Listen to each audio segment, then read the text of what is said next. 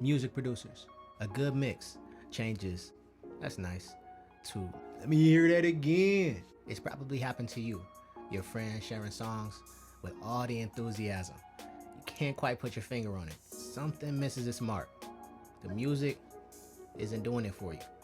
The sound is struggling. Song mixes are works of art, but for an audience, as long as the record feels decent, it's a job well done. Yes, history's most beloved painters bent the rules. Humanity cherishes art with a touch of rebellion. However, there are 4 elements that are key for a song's success. Let's talk about quick approaches to get things started with any mixdown.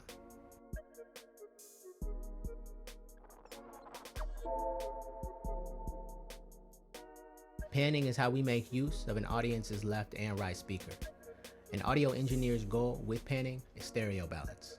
Let's say you have 2 tracks representing the same vocal or instrument.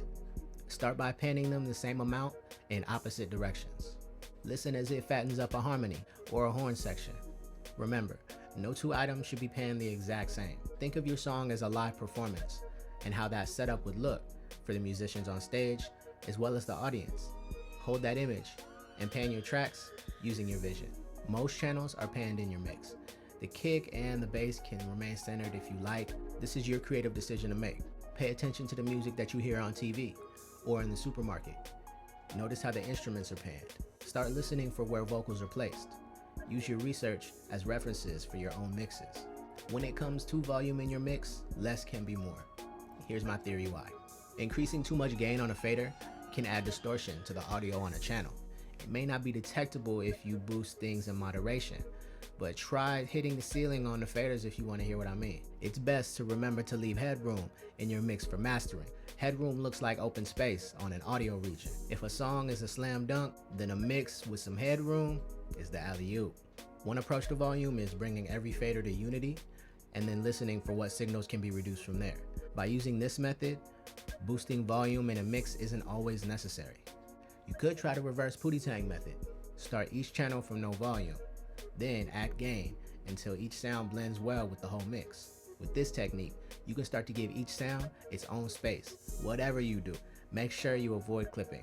Digital distortion affects the quality of a record. No coming back from it. Learning your paintbrush as an artist is a big step. EQ is no different for producers. Let's go back to the painting analogy. EQ is the paintbrush for the mix. Using this plugin, we add color to our recordings. There's no one process for using an EQ. Understanding how it works helps us make decisions on how to use it. Ready for a crash course on frequencies? Sounds have high, middle, and low wavelengths that give them unique characteristics. An EQ is a tool that highlights those characteristics. Sometimes the track needs to feel warmer. Maybe the lows are too muddy. When the record has a hiss or a sharp S sound, the highs may need to be adjusted. For vocals and most instruments, a common EQ removes low frequencies below 100 Hz. This is known as a high-pass filter. With it, drums and bass are given room to stand out. It improves clarity in the mix. In the description, you can find a link for my ebook, The Mixdown Manual. In it, I've added a guide that shows which frequencies to pay attention to with certain instruments or situations.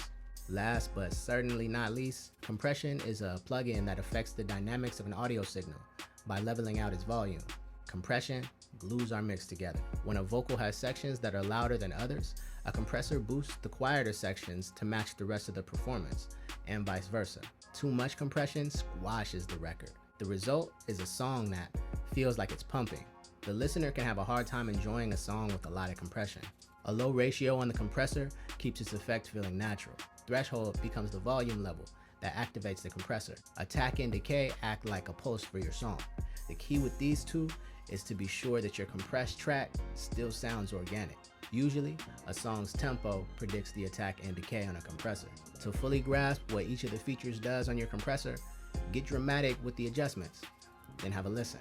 But just like everything else with the mix, a little goes a long way. Over time, audio engineers develop their own workflow, techniques, and philosophies for mixing. You will too. If the opportunity presents itself, work on a mix in a genre that you're less familiar with. The challenge will improve your ability and your ear. Let's keep the conversation going. Share your mixing techniques down in the comments. Stay inspired. Peace.